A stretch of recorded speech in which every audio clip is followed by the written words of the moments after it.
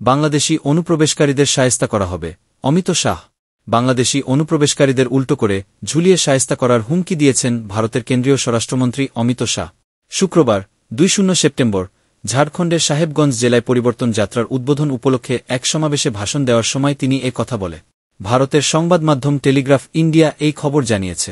অমিত শাহ বলেন, আমি আপনাদের সবাইকে ঝাড়খণ্ডে বিজেপি সরকার গঠনের আবেদন জানাতে চাই। আমরা প্রতিটি বাংলাদেশি অনুপ্রবেশকারীকে উল্টা ঝুলিয়ে সোজা করব। অমিত শাহ অভিযোগ করে আরও বলেন, এই জমি আদিবাসীদের, তবে এখানে অনুপ্রবেশকারীদের সংখ্যা বাড়ছে, আর আদিবাসীরা ৪.৪% থেকে ২.৮% নেমে এসেছে। যেহেতু অনুপ্রবেশকারীরা জেএমএম, কংগ্রেস ও আরজেডির ভোট ব্যাংক, তাই এখানকার সরকার জনকল্যাণের পরিবর্তে অনুপ্রবেশকারীদের কল্যাণে নিযুক্ত রয়েছে। লোকসভা নির্বাচনের আগে বিজেপি নেতারা সাঁওতাল পরগনায় উপজাতীয় জনসংখ্যার হ্রাস এবং বাংলাদেশি অনুপ্রবেশকারী জনসংখ্যার ক্রমবর্ধমান বৃদ্ধি নিয়ে সরব হয়েছিল। এবার অমিত শাহ তাদের বক্তব্যেরই পুনরাবৃত্তি করেছেন। তিনি বলেন, আমি ঝাড়খণ্ড হাইকোর্টকে ধন্যবাদ জানাতে চাই যে এটি বাংলাদেশ থেকে অনুপ্রবেশের বিষয়টি তদন্তের জন্য একটি কমিটি গঠনের নির্দেশ দিয়েছে এবং কেন্দ্র শিগগিরই এই তদন্তে ঝাড়খণ্ড সরকারের সহায়তায় একটি কমিটি গঠন করবে।